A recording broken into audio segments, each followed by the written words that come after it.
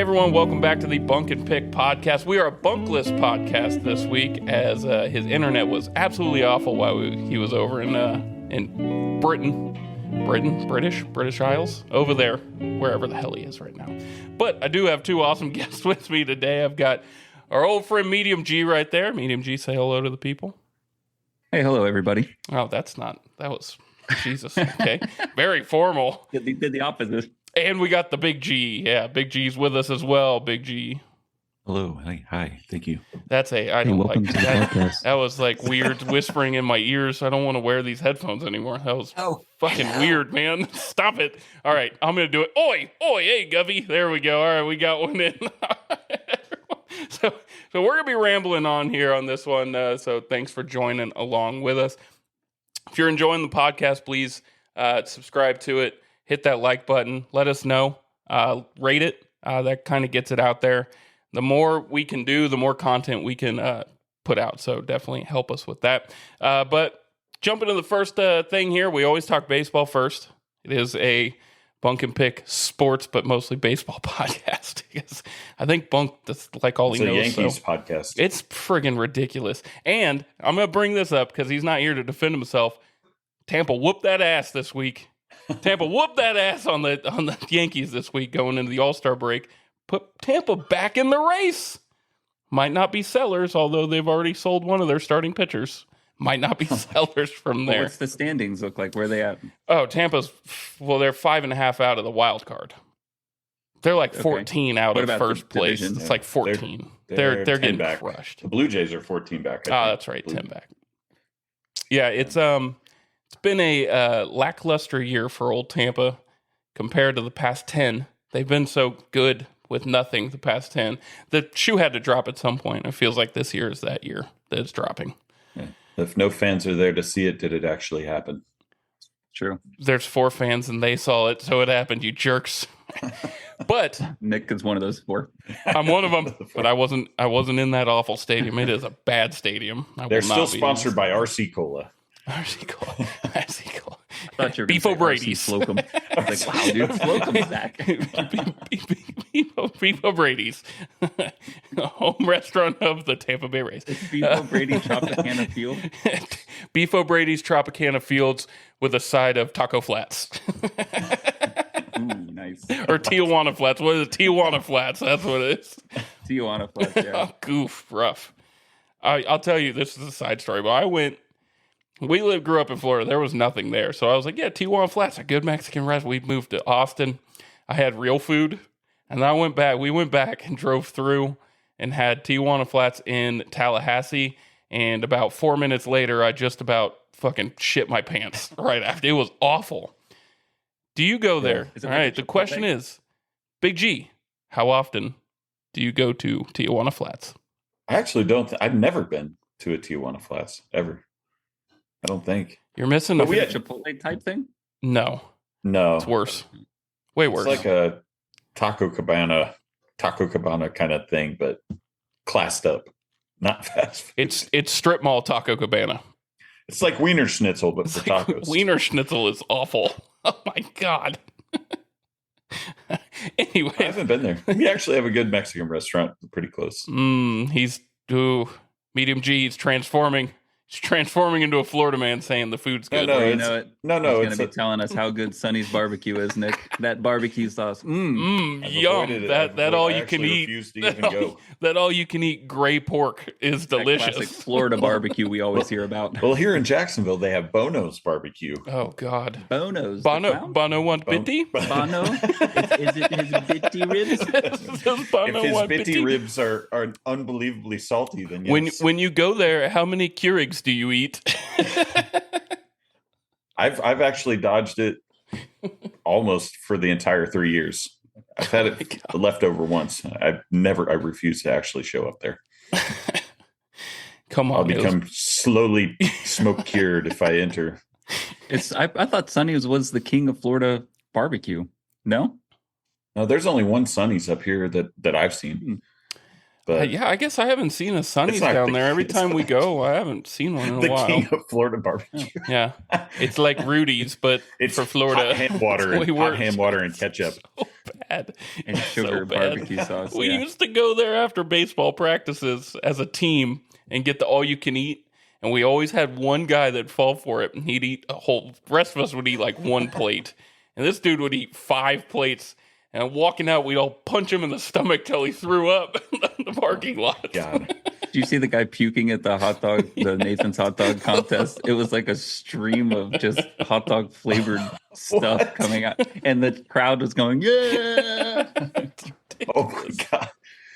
All right, I gotta tie this all. Actually, hold on. Speaking of that, did Joey Chestnut, was he allowed to compete? No, he switched sponsors, so they axed him from the whole competition. They axed him because he had his own event, didn't he? No, he was. Something on the he side? might have done something, but he was asking if he could do plant-based hot dogs, and they laughed at him and said no. So he didn't. He didn't compete. I think he's got some gastrointestinal problems from eating, 90 hot dogs once a year every year. This is a foreshadowing for Bunk. He's got to get on it, man. It's going to happen to him eventually. Well, I'll tell you what. Impossible dogs, though. I'll tell you what. I'm at the bunkhouse. There's no hot dogs in the bunkhouse. That's because he hides food around his house. You can't. Where the hell are you going to hide hot dogs? Hot dogs are not shelf stable. You can't hide them. You have to knock on the bedpost, hollow bedpost. Oh my God, it's like Heavyweights, the movie. Oh, what is this? Deli meats? All right, let's get off the fucking rails. To go looking for hidden food. Oh God. Yeah, there's Swiss cake rolls under the bed, maybe some Pepsi vanillas as well.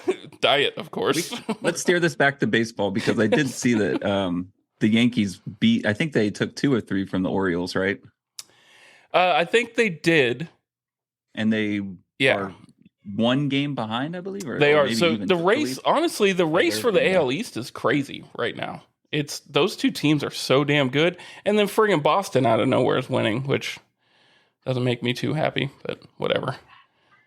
Yeah, that race is... The weird thing about baseball is, although you do play each other in the same division a lot, you can kind of beat up on the other teams outside of your division and stay in it, even in a tough, like, whatever division you're in. But not this year. Not this year. Because if you look at the AL Central, which is historically the softest division in the American League every year, I mean, there's 3 teams well over 500. You've got Kansas City at 52-45, Minnesota at 54-42, and Cleveland at 58-37.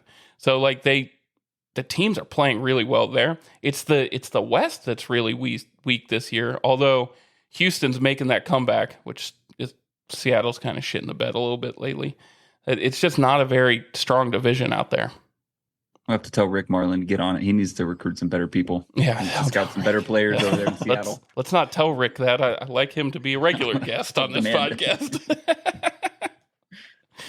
But the races are heating up. There's some really good ones there. The NL, not quite as tight.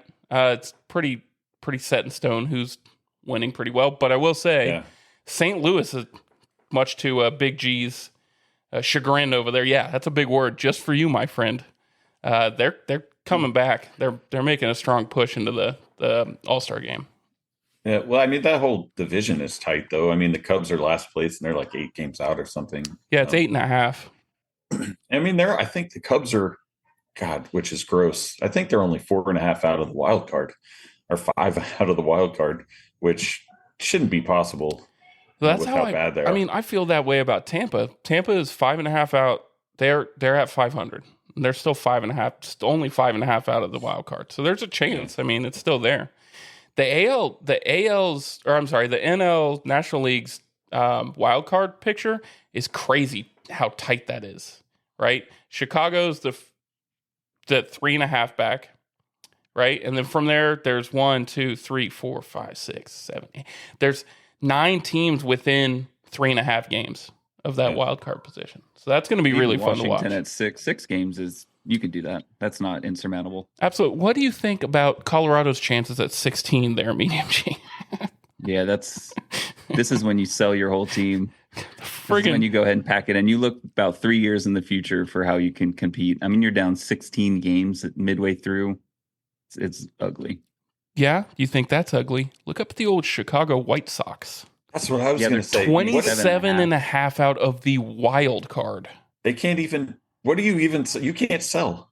What do you even do to get? They don't have anything to sell. That? Yeah, I know. That's what I mean. They just don't sell minor leaguers. Yeah, they could sell higher end minor leaguers that have been around. Bad for a while though. They're so bad. 177. Yeah, negative 177. They're real bad. Marlins are at negative 152, and then Colorado's at negative 169. There's some pretty bad teams in baseball this year. I mean, Tampa's run differential still negative 63. That's horrible. So, nothing's worse than the White Sox. 71 losses before the All-Star break. That's a lot. It's a lot of losses. That's disgusting. Yeah. That's got to be approaching some kind of terrible record.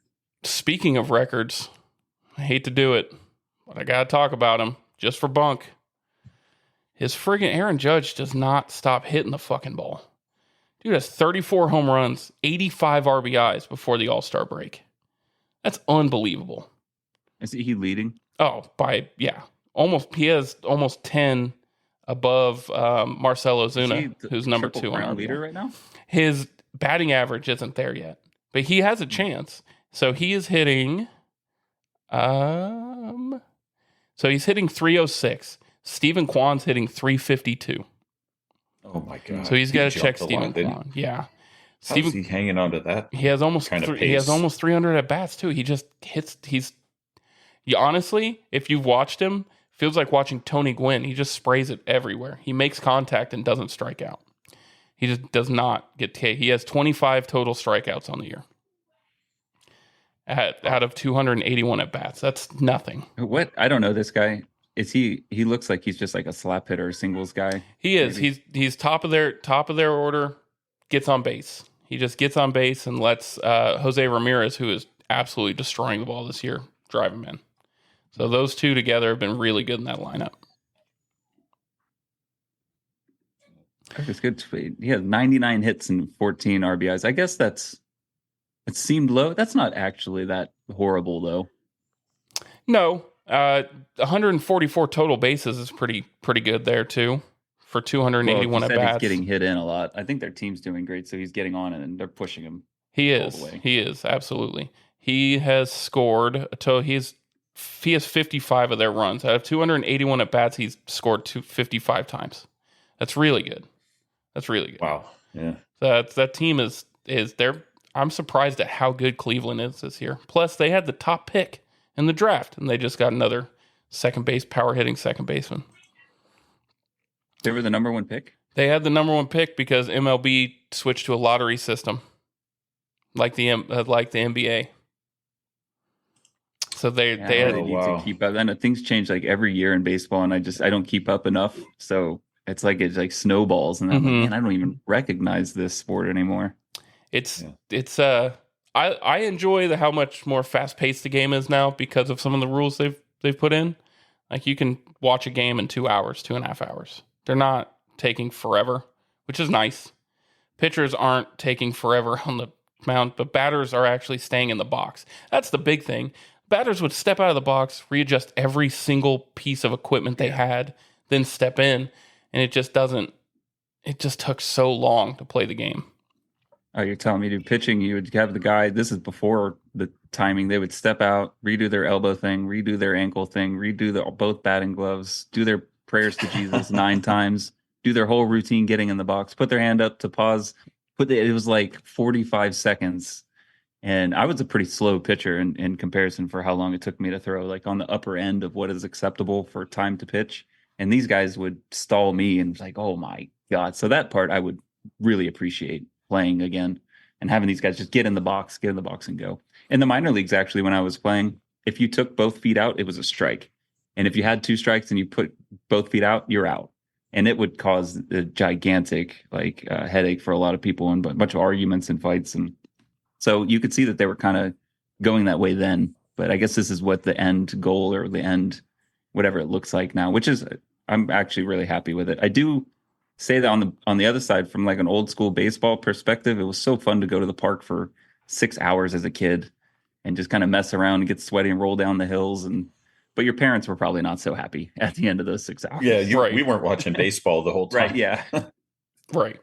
It's got to feel good as a player too. Like if you're doing that for 162 games, to not have back to back 6-hour days, like on the field, that's actually got to feel kind of good and keep you more engaged. And then, God forbid, rain delay, and you do have a double header. It's 5 hours. It's not. You're not there for 12 hours. It's 5 hours. So, I mean, I think it is much better pacing. I think just the game's definitely more entertaining right now than it has been in a long time. All the kind of like strikeout or bomb hitters, besides one team up in New York, those are really gone. You're starting to see stolen bases, small ball, bunting. You're seeing the game kind of shift back to that style, which is awesome. The launch ankle is not quite as prevalent. It doesn't feel like. Yeah, that's a better approach for the long term, because a team like New York, if Judge goes down, what's their run differential like immediately? Oh my God, it's bad. You know what I mean? It's bad. So teams that are finding ways to score throughout the season, not relying on home runs, they're gonna be able to hang a little longer. Yeah, for sure. All right, fellas. Anything else on baseball? Nope. I think Ohtani's he's gonna get the Triple Crown. I think he'll keep his pace, in which the is AL. crazy He for will. a DH. I mean, but that's crazy. He's for always DH, hit though. like that, though. I know, but Ohtani wasn't doing good.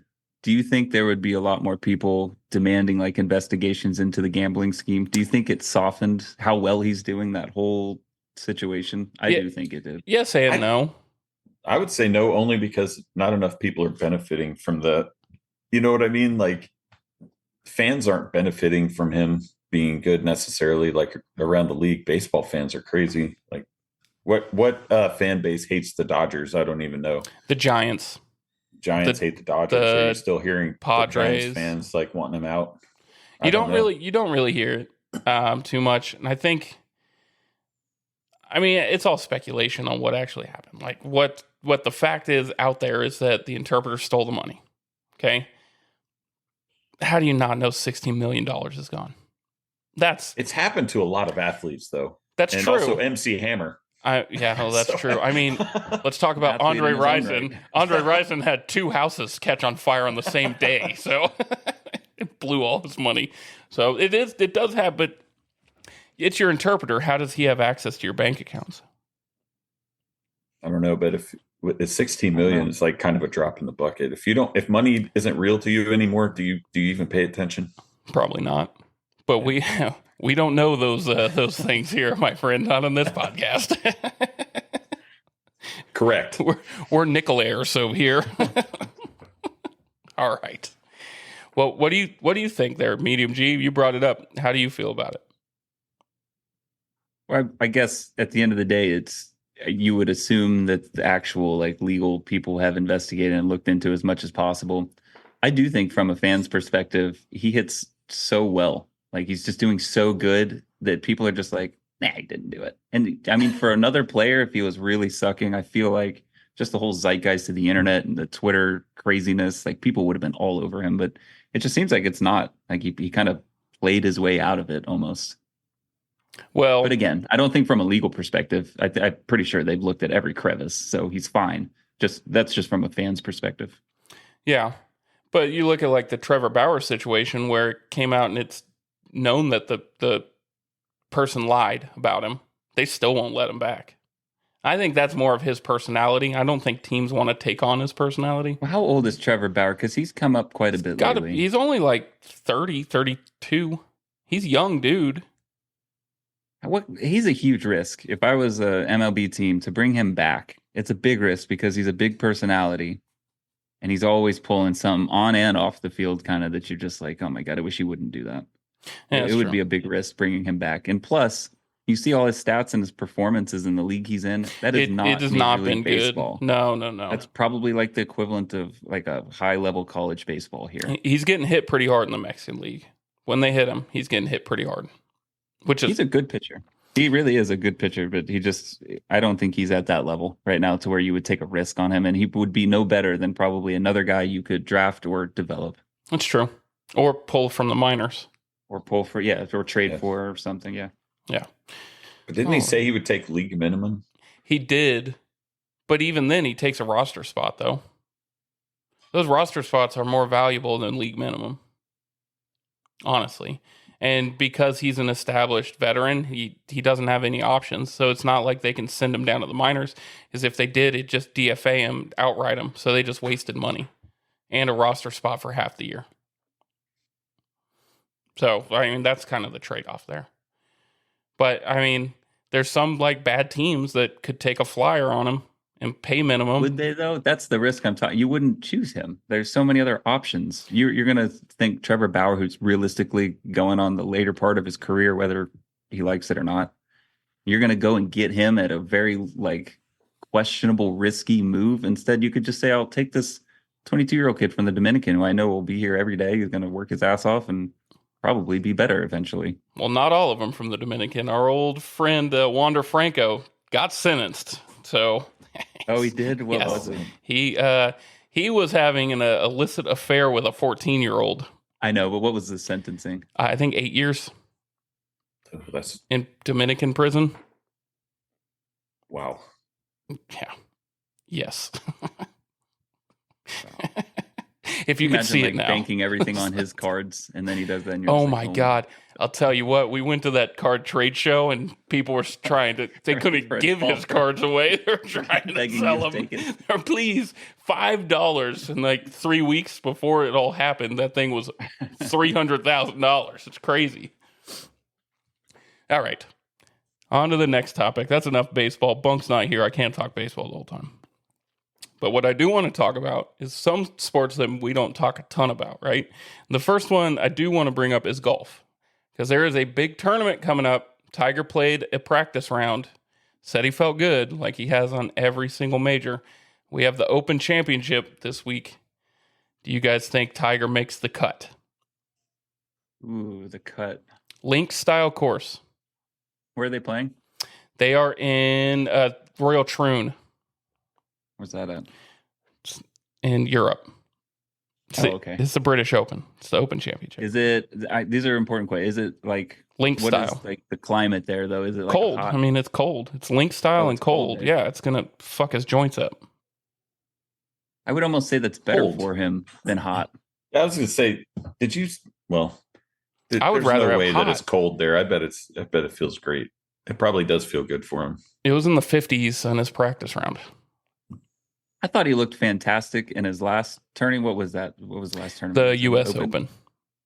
He looked great, and then the weather completely messed him up. Like, not saying that that's the reason he didn't do so good, but he had to do the late to morning thing, and for his body and his like, it crushed him, and he never played the same after like day 1 or 2. But he did make the cut. So, and I don't think he plays well enough, believe it or not, to make all these cuts. It's sometimes it's hard to watch, and you're like, how the hell did he do it? Right. And other times he's dominating, but he's always around that line. So I say yes, he does make the cut this time. And I'm hoping at least that my goal for Tiger is, what I hope for him is day 4, not in it to win it, but maybe somewhere around like the top 20. Well, competing. Just competing. Again. Yeah. I think that lights a fire. That'll light a fire if he competes. I think if he competes and he sees that he can do it, I think there's doubt. Honestly, I think there's self-doubt a little bit about it. He's older and has a metal back, so it's like makes it a little bit harder to swing a golf club. Yeah, I can't even hit the ball. I'm fully healthy. Like I miss the ball sometimes. It is incredible what those guys can do. Yeah. Rory looked really good last week at the Scottish Open. So I would love to see Rory get one. How mentally messed up is he? Joe, so bad. So bad. Yeah, this is going to be the test. Like, honestly, so bad. It's been bad for a while. Yeah, but to do what he did, to crumble, and I think this is the next major, right? This is the next major. Yeah. So I bet he comes out looking pretty good early, but can he actually Close. Got to close. I think he's entering a new era of like issues and mistakes and mental stuff. I think he unlocked that next level, unfortunately, from the next major or the last major. But outside of golf too, I mean, he went through a divorce. He's got the whole live golf thing. He was the spokesperson against it the whole time for 2 years. He was part of this committee for the PGA. He stepped down and they won't let him back on. That messed with his head. I can't believe they did that to him. Well, he kind of lied to him. Like that club thing. Like, yeah. Yeah. So that's all got to weigh on you too, right? That's a ton of pressure just constantly.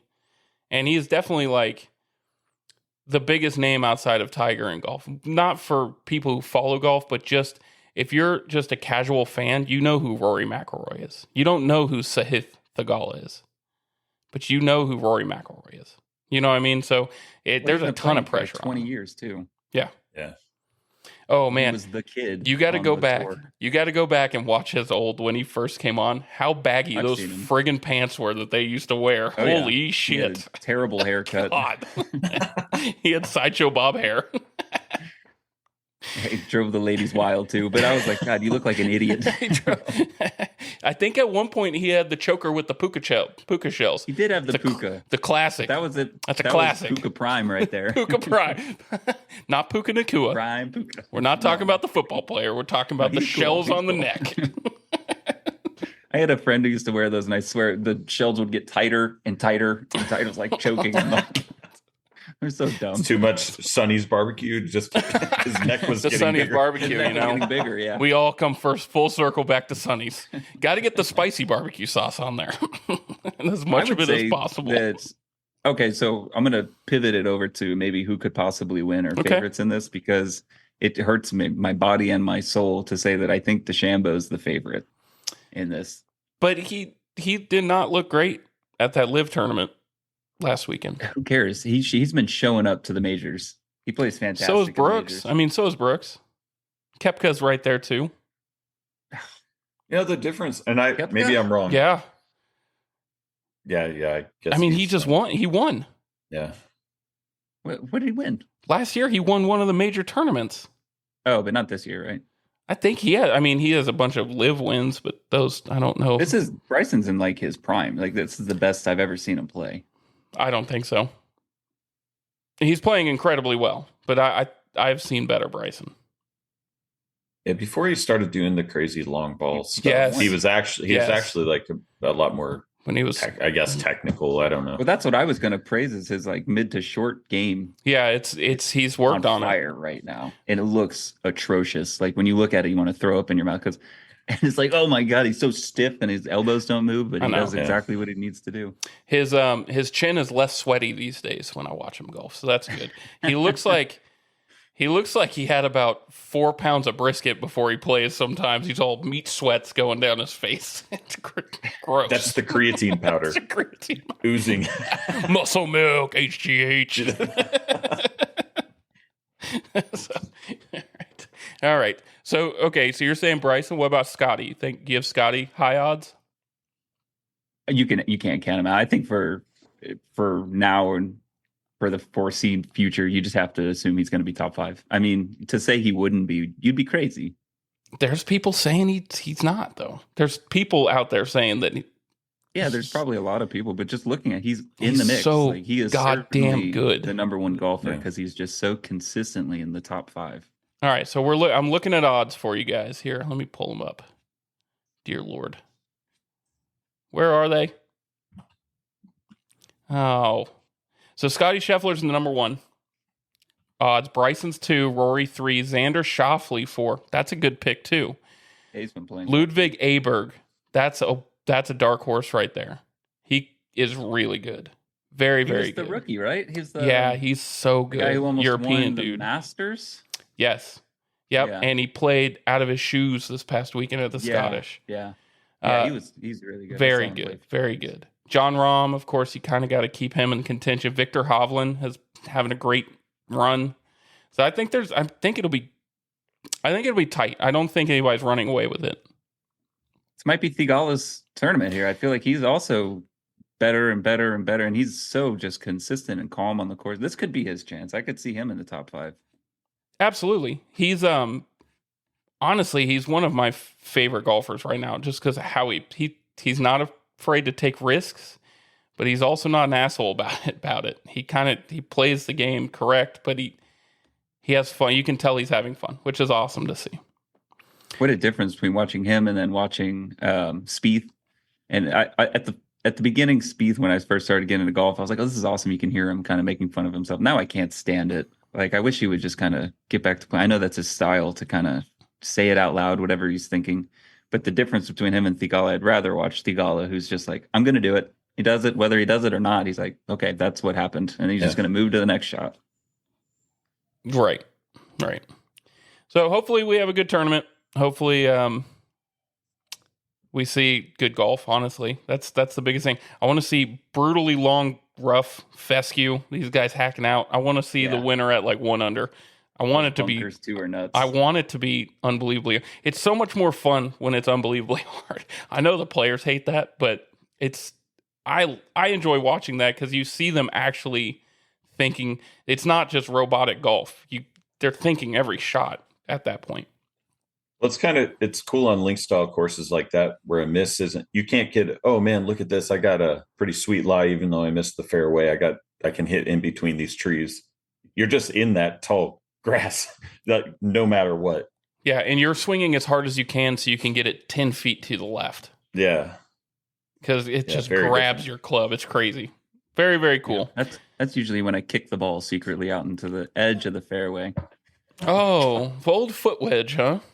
Yeah, the old foot wedge. Don't say that too loud. We do have, speaking of golf, there is a big match coming up in a week. The 2024 inaugural tournament. Inaugural Bunk v. Bourbon golf match right there. the Bunk v. Bourbon golf match of 2024, where we have the one and only Medium G going out to avenge my loss. Well, you'll be there too. You can avenge yourself. I'll avenge it. I'm not worried about that. We got to make sure he gets last. I'm gonna pump Frank up too. He has nothing to do with this, but he's gonna join us hopefully, and hopefully he can win too. Yes. So we can pile on.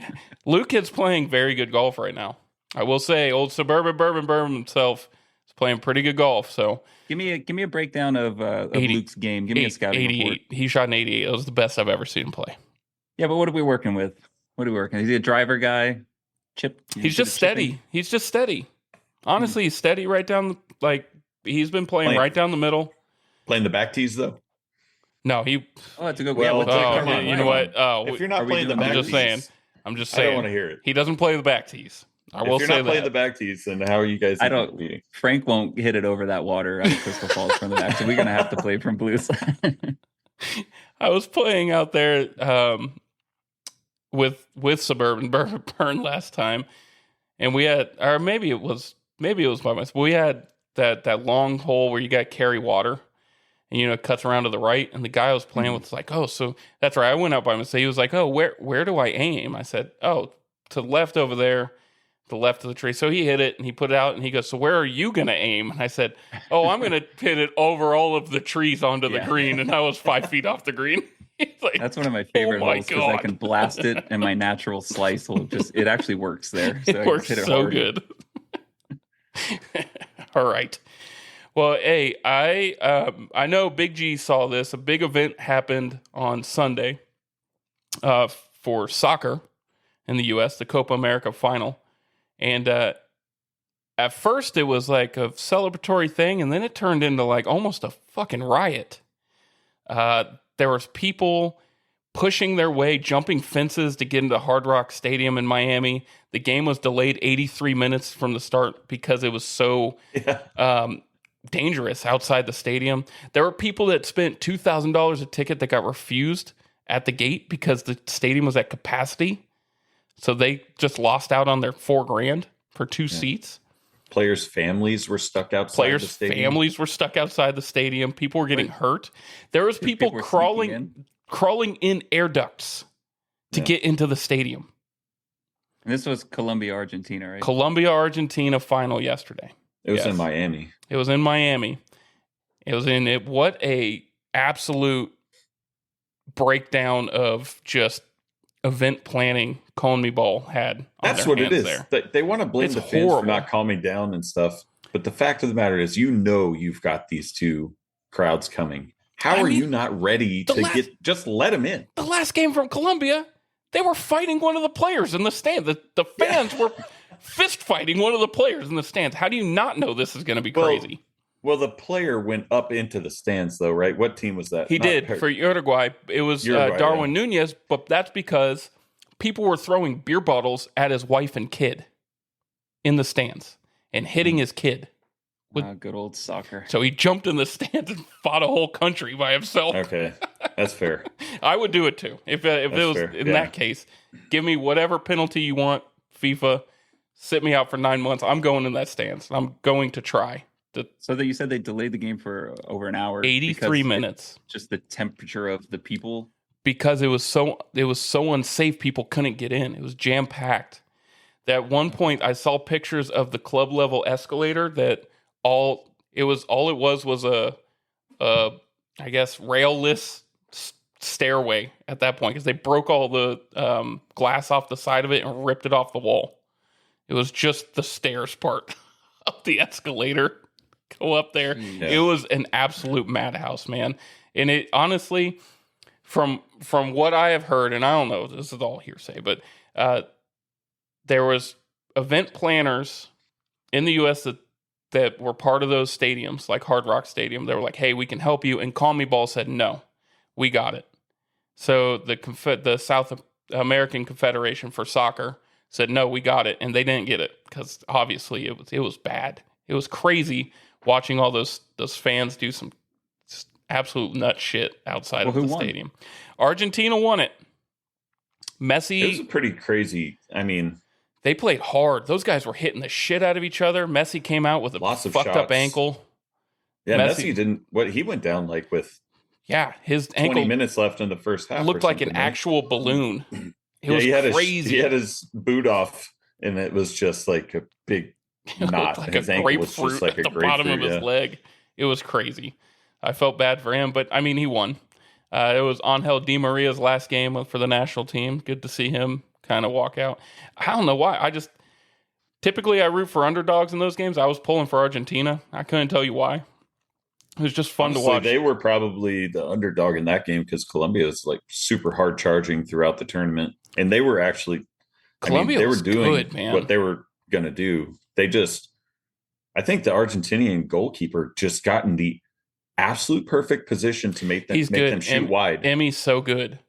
Yeah, he was just there. He's so good. Like, those guys missed wide, but then they look at the replay and like, wow, the goalie actually just put himself at the place he needed to be. With him, look back at the World Cup, at that stop on Dembele, the famous style. It was that same guy, right? He was a one-on-one. He stopped it. It saved the World Cup for him. He saved that game for them, for sure. He was probably going to get a pretty big payday off of all these tournaments. So good for him. Yeah. How was your feeling about the Euros finals? I think it's ridiculous to think that a kid that's only 2 years older than my kid, 16, I think. Yeah, he had just turned 17 on Sunday or Saturday. To think that he was one of the best players in that whole tournament, it blows my mind. When my kid is, I got to wipe his ass still half the time, and he's playing video games all the time. It feels like, that's crazy. That's fucking crazy. So, damn you, son. I was like, you better be good at creating video games. No, I love him. He does great. But soccer is one of those sports. Like crazy. if you have speed and if you have natural speed, you can learn. You still have to be at a really high level with skills like foot skills, right, with the ball. But really, if you have natural speed and just awareness, you can compete at the highest level at 16 years old. You can, but he's so good. He was the one taking all their set pieces and corners. He was so good at pinpoint on crosses that they had him taking all those hard shots. And man, he was unbelievable. That goal was so good. That goal to, what was it, Nico? When he swung it over the other side, put it in, that was really cool. But it was a really great game. It's crazy to watch that, and then you watch MLS and just see the divide. How big the divide in like the top talent from the top 5 leagues in the world MLS. That it's crazy to see that divide. And that's why I'm so worried about this next hire for the US coach, because they're talking about MLS coaches. Why the fuck would you do that? There's so many big names out there you could go get. Why get an MLS coach? What is that going to do for the players? Nothing. That's who you just had. Right? Yeah. So, dude, I called it. You and Bunk wanted to laugh at me when I said the US wouldn't make it out. And it's not necessarily a skill thing. It is a discipline thing and a precision thing. They don't look like other teams. It doesn't matter who's on their team. But they have the talent. So if they get the coach to put that talent's there. Different, yeah. Right. You need the coach to, you don't need a best friend. The coach, I want the players to hate the friggin' coach. But look at what Pete Carroll did.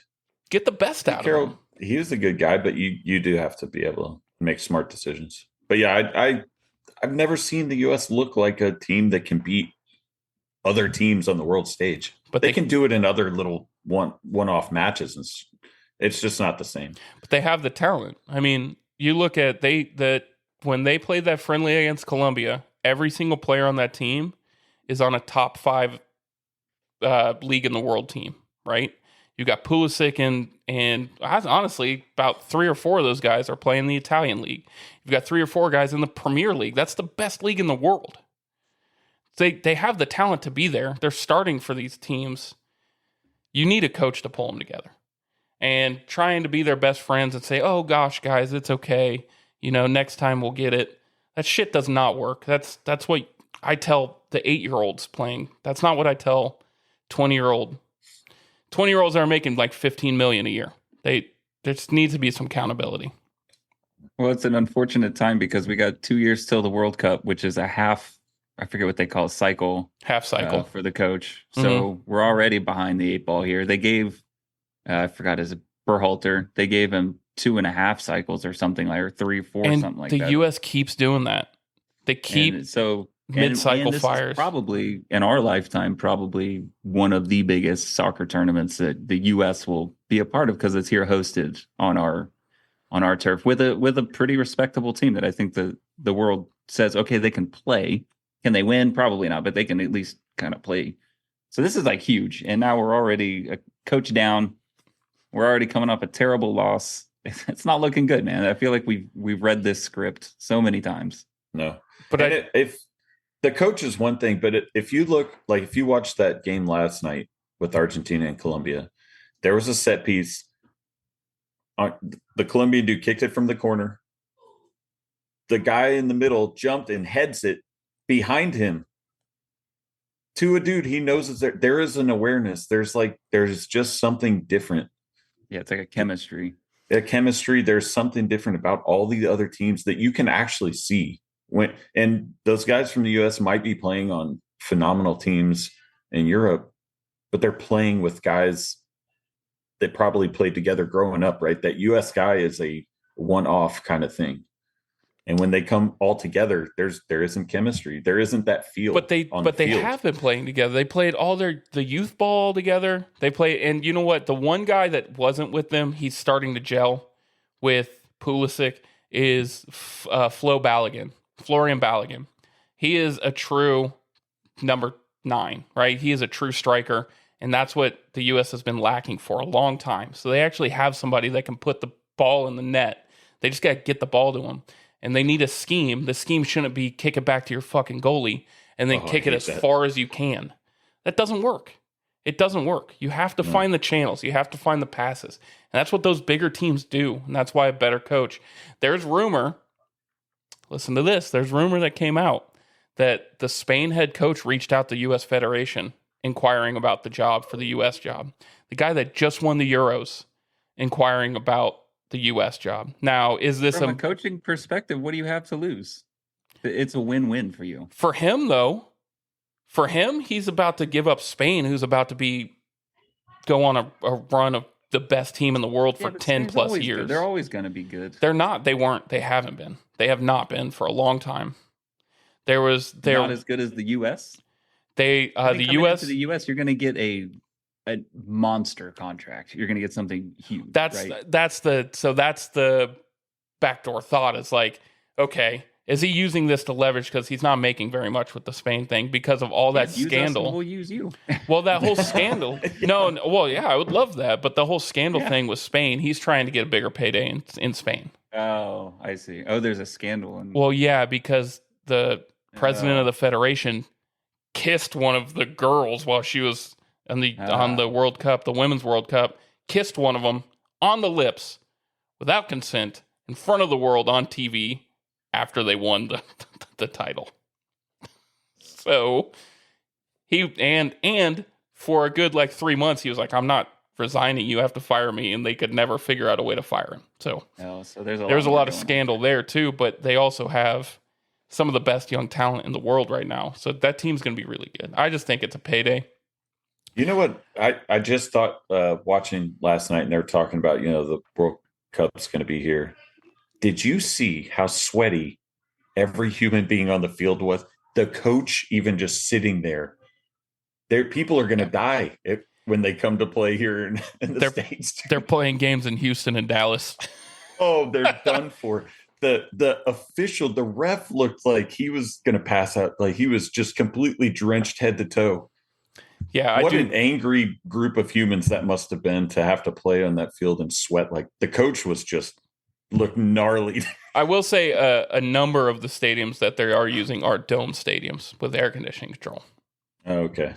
I don't know, man. I was just like, wow, these teams like Sweden comes over here. That's it. That's a wrap. Yeah. If they have to play in Texas or Florida, they're done. Oh, man. Yeah. Noon Dallas kick. Dude, you're dead. You're dying. You're dead. All right. Well, I am optimistic. I get where you're coming from there, Gary, but I am optimistic that a good enough coach can come in and with 2 years can change this team. But they have to hire him quickly. Man. It can't be an MLS coach. It cannot be an MLS coach. Cannot. It's got to be a big time guy. And you know what? If it comes with some baggage, then he comes with some baggage. Let it come with some baggage. I mean, you've got... What if it's Messi? What if that's his whole plan? That's why he went to Miami. That would be awesome. To actually work his way into the coaching. No, God, no. But I wouldn't even want that. Joachim Low, Yogi Love was saying that's part. I get it, but that dude won a World Cup with Germany. He also sticks his hands down his pants and rubs his asshole and smells it during the game, which is really strange. Baggage. Really strange. He really does that? Oh, it's only documented on TV there, buddy. It's documented that it happens. It's gross. Let him do it then. And good tactics on the damn field. Is there a coach?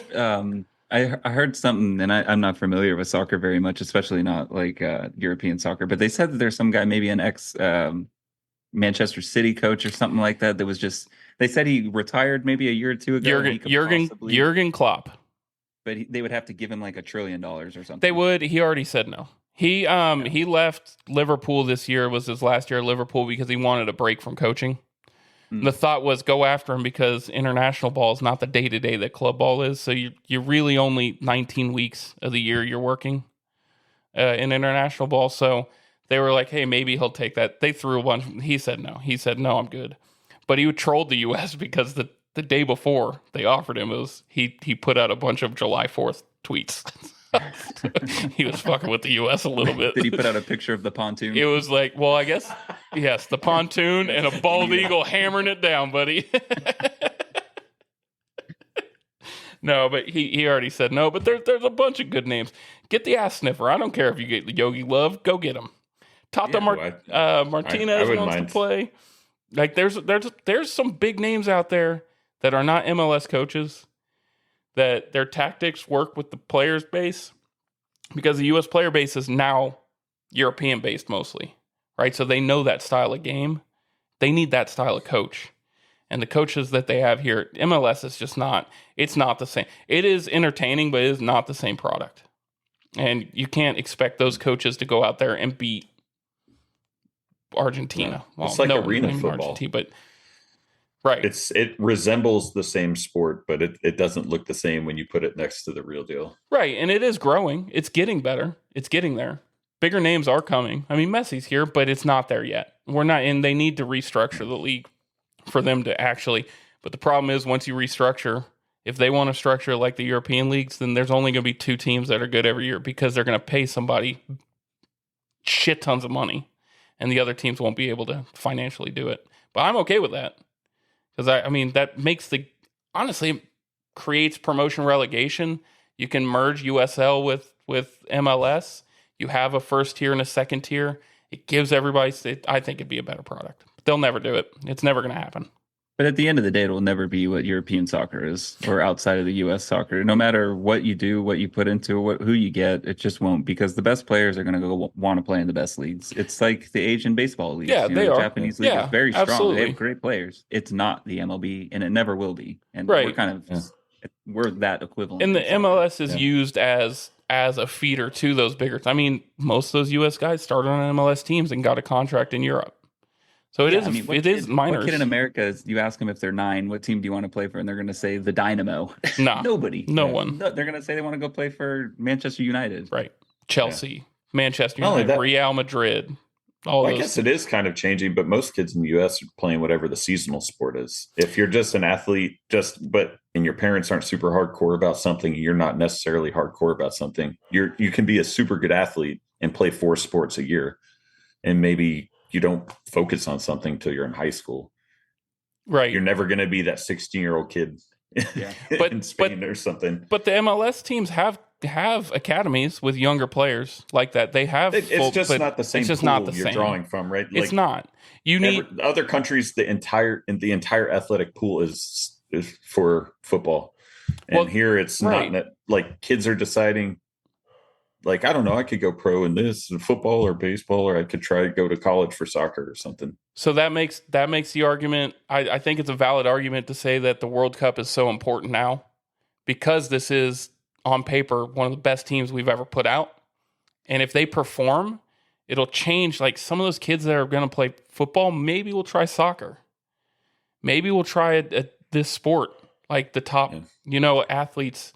And we'll see a better product. The U.S. soccer will get better.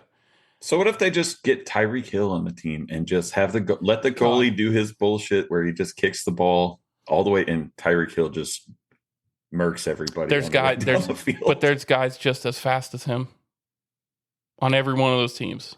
What? Tyreek Hill ran against Usain Bolt when he was in high school. There's nobody very few. I'm just saying, by the time he stopped the ball and somebody could keep up with him. They might be a half step behind, but they could stick with him and defend it. He would still need the skill, but it would be awesome. Like some of those. Let's just push for Tyreek right. But if he'll be the biggest guy, right, we'll lose, but we'll have a fast guy. Get 5. Yes, get 6'7" LeBron James in the goal. Stopping. Not LeBron James. I would go to that game. Good enough. If you put Anthony Charles Davis, gigantic ass in the net. I would. That's what I'm saying. So think about like those caliber of athletes, but they're choosing soccer now. That'd be huge for the U.S. That'd be bad for the other sports. I get that, but that'd be huge for the U.S. to do that. Well, I guess what I'm saying is they would never choose soccer over the other sports. But if there's a huge if you're 8, it's huge. If you're 8 years old, it's happening. No, I mean there's definitely a lot of people, but think about how many MLB players there are. That make league minimum or more. You have a way better chance of being on an MLB team because the rosters are bigger. Because there's more. You think there's more soccer teams in the world. There's more soccer teams in the world. Not making MLB money. Yes, they are. What is the money breakdown here? Yeah, how much? MLS, how many guys? Most guys in the MLS are making $2 to $3 million a year. That's MLS. That's more than I thought. All right. The top end guys like Messi's getting paid like 20. Yeah, but so that's 2 to 3 is about the average. Like league minimums, like I think it might be 500,000 to 750,000 a year. So it's similar to baseball. It's more than baseball then. Baseball's $1 million now. Right, but what's the roster on the team? When did that happen? Yeah. When did it switch to $1 million? It's around. If it's not at $1 million, it's right around $1 million. Like I'm so old. Like 900. All my thoughts and memories are from what I know from when it was. It used to be 300,000. I got $350 in a Snickers bar. My God, everything went up. COVID happened, and then everything just went up. Well, I mean, do you see these basketball contracts? Holy shit balls! Basketball, you pay like 10 5 people. guys, yeah. So roster wise on MLS teams is you carry 25. It's a 25-man roster with reserves, and then you're paying reserves too. Exactly like baseball. And there's 25 dudes on the sideline. There's 20. Crazy. It's a 25-man roster. Yep. 11 in the game, and then but not every single one of those are on the match day on the sidelines, right? Because they pick who they want as the subs and they pick who they want as the starters. So I think it's like 16 to 18 people on the field. I guess on the bench and everything. If they did it like hockey, where they had just units that would enter and exit the whole field together. Man, that would be amazing. That'd be so fun, wouldn't it? Line changes. Oh my God. Line changes in soccer. Right. Tell the goalie to kick it as far as they can. They need to line change. Hammer the ball. Oh man. Yeah, I actually just saw this recently when Tatum got his new contract with Boston. And I had heard of it before, but the jock tax, like how much athletes actually have to pay. So if you're going from a state that doesn't have an income tax, but you play in a state that does, you have to pay. So Tatum on his new contract will be paying almost $5 million a year. Off of $55 million. But so take $5 million right out of that. That's going to taxes to other states he doesn't live in for the jock tax. That's not counting whatever he paid. I mean, it's still a lot of money, right? But I don't feel bad for him. That's insane, though. Everybody is trying to get a cut. Oh yeah. Product. Everybody does get a cut. I can look at my paycheck every month, Greg. I'm last on that list. we only have one jerk that takes all our money. They have a bunch of jerks. Yeah, it's a giant jerk though, and my big old hand takes from mine. Wow. Oh, Jesus Christ almighty. Well, on that note, fellas, is there I think we'd be remiss if we didn't touch on football. I do have a question for Gary. And because I've been watching I'm sorry, medium G. Thank you. Mid G. You outed me, bro. I'm sorry. Get your shit together. Sorry. I'm Nick. I'm Nick, by the way. Pick is Nick. Question here. Where do you see Penn State ending in the Big Ten? They just released a few hours ago. That's why I'm asking about the whiteout, and they kind of did the themes for the year. So we're getting Washington for the whiteout, which is very exciting. I think that was the best pick of all of them because they were debating like in Illinois or something before. I don't know if Illinois actually it was going to be really bad. Yeah, let's think. So question is, where do they end in the Big Ten? And you got to, but it is. That is hard.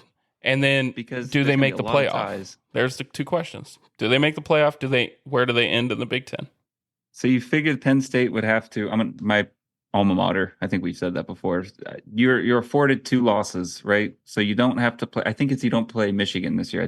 Maybe it's the other way around. We don't get Michigan or Ohio State, so we don't have to play both this year. But we do have to play USC and Washington. So it's kind of the same. Do you have Oregon this year? No, I don't think we play Oregon this year. We might play UCLA, USC, and Washington. Those would be the new additions this year. I think Penn State is looking strong. I think the running backs look great. I think it's the year. I really do. I've got that big. I'm not saying they win the national championship. I think they could be in the running. I think they might go. They'll either go 11-1 or 10-2. They're going to make the playoffs, and I think that they'll hopefully win one. I mean, when you get there, who knows what happens? But I do think they make it.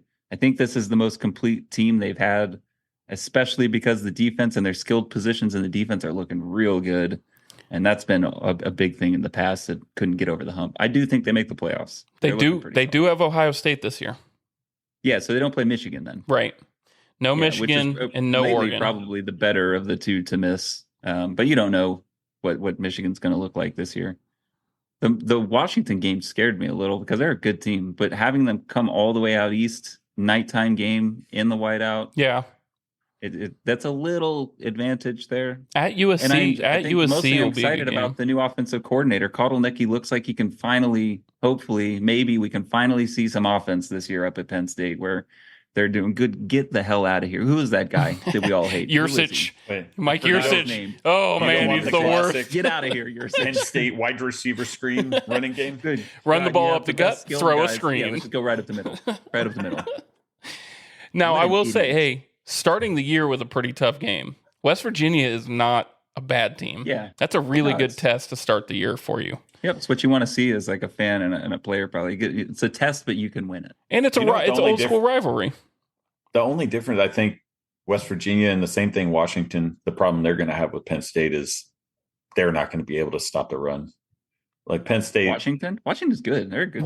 They are good. I'm not saying they're not good. I'm saying a Big Ten running game is different. Running game when you got freak athletes at running back and a Big Ten O line, like that's tough. Yeah, it's noticeable in that third quarter. About halfway through, you're like, "Whoa, yeah, something's changing here." And it's just like the runs, instead of 3 yards, they're getting 6, and they might break. It's just like, oh, it's happening. Yeah. Michigan did that to Penn State last year, and they were just running, and you were like, okay, they're running. Okay, and then by the end of the third, you're like, we can't stop it. They can just do this forever, and we just couldn't stop them. Yeah. It's demoralizing as a defense, and eventually you just, in the back of your mind, you can't stop it, and it's coming. That's tough. On the flip side, you guys are Texas is going to a new conference, and it's almost the same situation, but they're one of the big dogs coming in, where Penn State is sort of the second shelf almost. I mean, do you think they can weather an SEC schedule and make the playoffs again 2 years in a row? So hit it, pick. So what do you think? Yeah, so there are some. I think they make the playoffs. I think just because of the bias that is out there for the big leagues. Bias. But they still have to win the games. They do have to win the games, but I think even with 3 losses, they get in. Ooh, that's I think gross. honestly, I'm a Texas fan, but I don't. A 3-loss SEC Who would the team. losses be? Okay, I don't know. I don't know if they have 3 on here. Georgia is going to be hard, especially the week after you play Oklahoma. That's a brutal 2-week stretch. Do they have to get Alabama? They don't have Alabama. They do have Florida. They have Arkansas. Old school rivalry. They have A&M. That's going to be a good game. Kentucky is always hard, right? It's okay. And then Mississippi State, meh. Vanderbilt, easy win. God, if they lose to Vanderbilt, we got some big problems. So the toughest games on the schedule, week 2 against Michigan. That's not going to be easy at Michigan. I know Michigan lost a lot, but still, it's going to be a tough game. So that's week 2. Texas is playing Michigan at Michigan, week 2. Week 2, yeah. Man, yes. I don't even know what to think of that game. We got to see them play week 1 with the new head coach to see even what they look like. Right. And then you've got Oklahoma, Georgia. That's a brutal stretch. Trying to get through those 2 teams back to back. Red River rivalry, and then going into that Georgia game. Now, they pushed back the Red River rivalry game, so there's going to be a bunch of drunk assholes at that game now. It's at 2:30 now instead of 11. Oh. They want it like that. It's going to be rowdy. And then Florida's always, you never know about, they're so hit or miss. You don't know about them. Kentucky's the same. Kentucky has been pretty good the past few years. They're going to be tough. A&M has the talent on the team. It's the last game of the year. So you would think that by that, they have their shit together. So that's going to be a tough game, and it's at A&M. It's in Kyle Field. But that's the only away tough game that Texas has. Michigan. Michigan is very tough. They have Michigan, but I'm saying as far as their SEC schedule, the only away at Arkansas. At Arkansas is tough because of the rivalry and the fans. Did you see it a few years ago? It'll still be crazy. It's not the team. They hate Texas. I've seen teams dislike Texas, but they hate Texas. Yeah. So that's a tough game. Are they doing home and homes with A&M, or are they doing neutral field? Home and homes. They're going to do classic back and forth. Yeah, just like it was before. Home and homes. But from week 3 to week 7, Texas is at home. So 1, 2, 3. So they get Oklahoma, Mississippi State, Oklahoma, Georgia at home. Yeah, so they go to Vandy, then they have Florida at home. Mm-hmm. So I mean, it is a tough schedule. They only leave DKR 4 times this year. Yeah, they get a huge stretch. It's only 4 away games. 8 home games? But Oklahoma's considered a home game because they're the home team, but it's neutral That's field. Neutral, yeah. So there's 7 home games this year. So what 3 games can they lose on that schedule and make the playoffs? What 3? I cannot. Georgia, Oklahoma, A&M. Georgia is going to lose. You can't lose to A&M. You can't lose to A&M and get in the playoffs. Yeah, you can. No. Not because A&M is going to be a 9-win team at best. Yeah. Yes. No, they're maybe 8-4. I bet they're better than both of you think this year. It's not that. It's 8-4 every year. They have a potentially best quarterback in the nation this year. Okay, they have skill positions. The skill positions are amazing. Game of the year, and you're assuming they have 2 losses going into that game. But yes, you can. I think you can. So so you're telling me that if Texas lost Oklahoma, Georgia back-to-back weeks, right, back-to-back weeks, out of the top 25, they'll be out of the top 25. They will not fall out of the top 25. They'll be 18 or something. No, you lose to both, you're not falling out because they'll both be in top 25 teams. You're not going to fall out. SEC bias will not let you fall out of top 25. You're really riding this Texas SEC. Yeah. It's true though. Look at LSU last year. But look, Oklahoma's going to lose. So you're going to be facing an Oklahoma team with a loss. Probably, I don't think Georgia is good. They weren't that great. Georgia's going to run the table. Actually, I don't know. They have a brutal schedule this year. And I don't think they were as good. I mean, they won the games they needed to win, but it doesn't mean they're as good as people talked about them as. Georgia will have a loss. Oklahoma will have a loss. A&M will have 4 losses. There's no way that if those are the 3 losses that Texas has, that they make the playoffs. It's not possible. In that sake, let's look at A&M's schedule then and tell me what their losses are. They have Notre Dame to start the year. They lose that game? Very losable. Losable, but do they lose it? Do they lose it?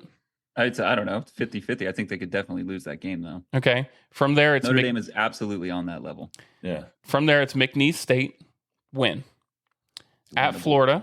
They can lose in the swamp. At Florida, they could lose that game. They could. But that just depends on. They're going to lose to Missouri. Debatable. They're going to lose to Missouri. Debatable. Missouri's that team. LSU. All the hype. Who knows if they can actually do it this year? They looked good last year, and A&M is just what it is. I mean, LSU. They can lose to LSU. I don't know if they will. Auburn. Nah, they get South Carolina. But who did Auburn sneak up on last year?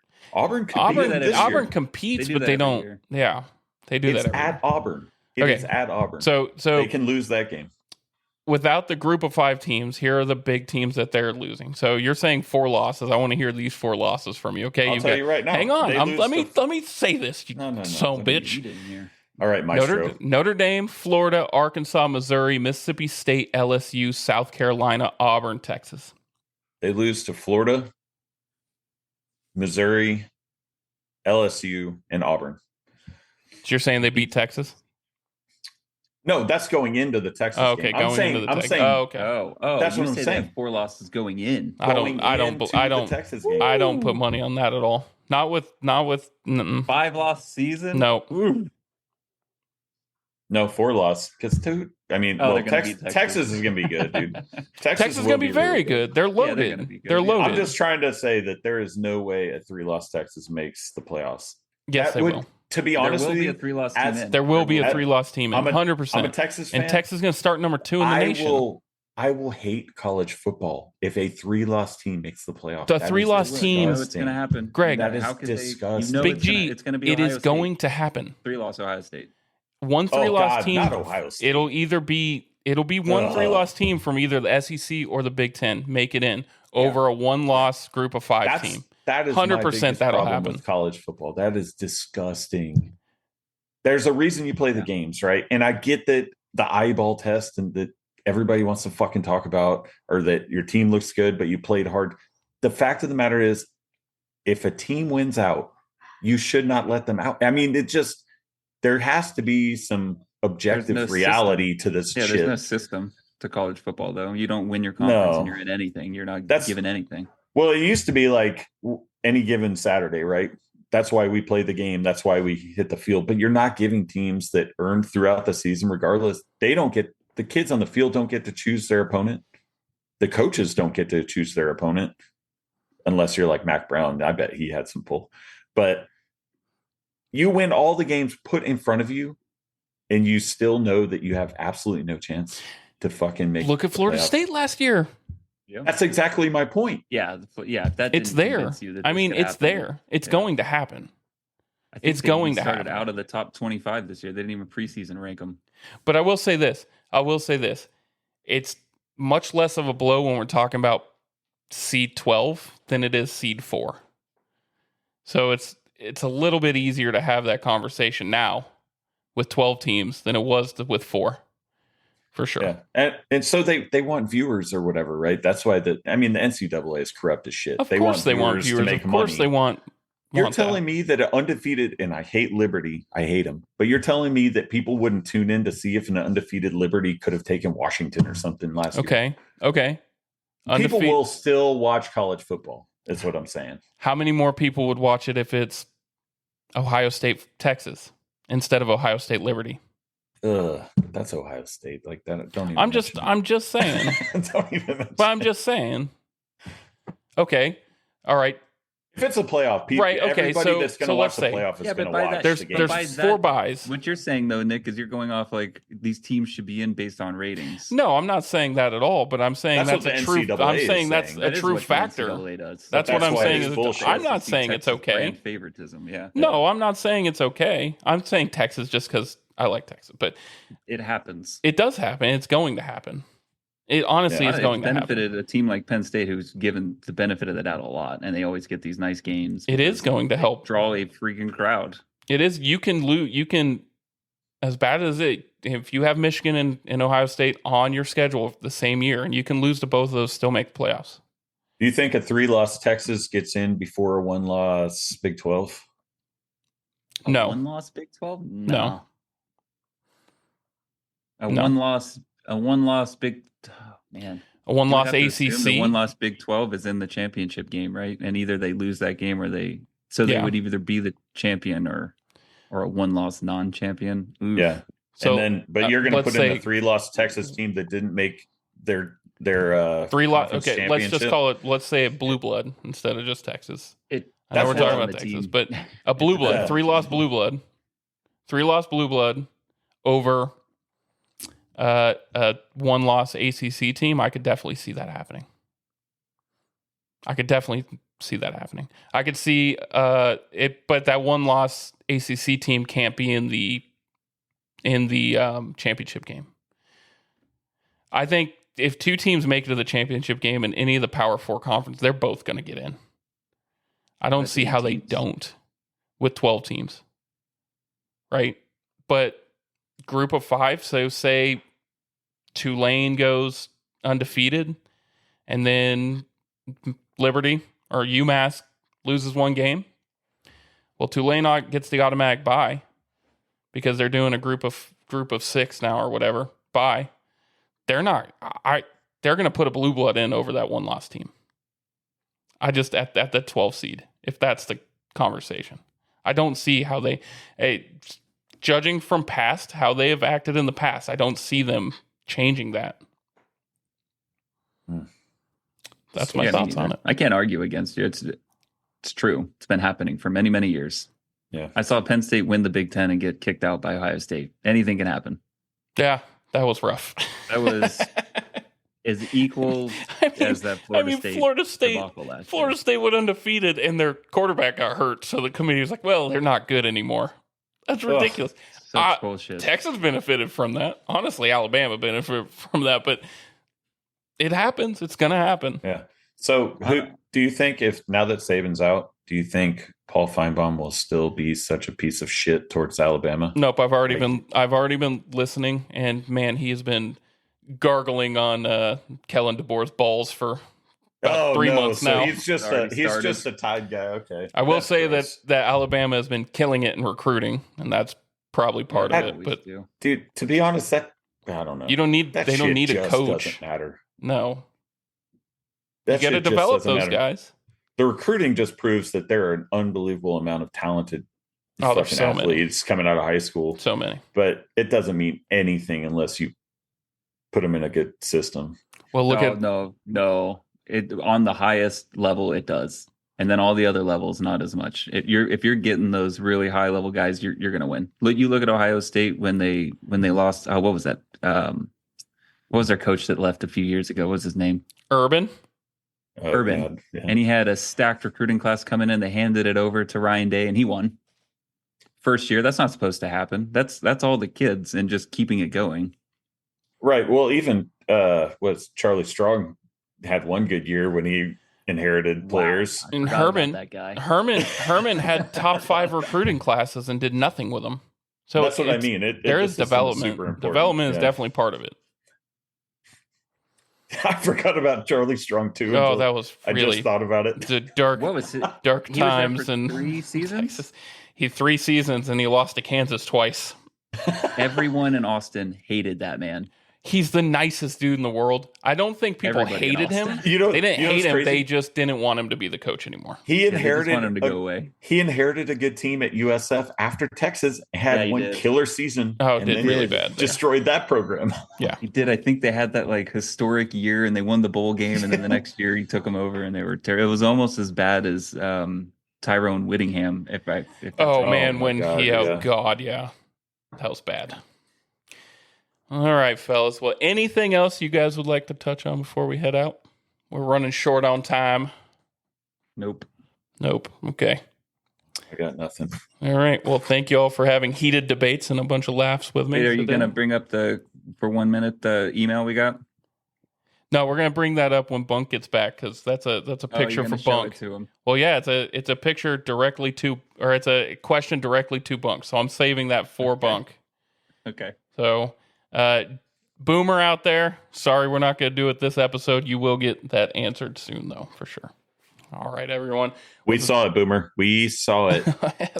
I hope you didn't eat that by yourself. No Chef Mike. All right.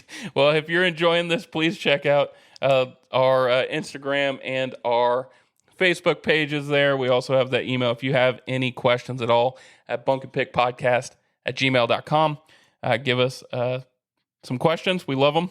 And until next time, all of us will be rolling balls. Bye, everyone.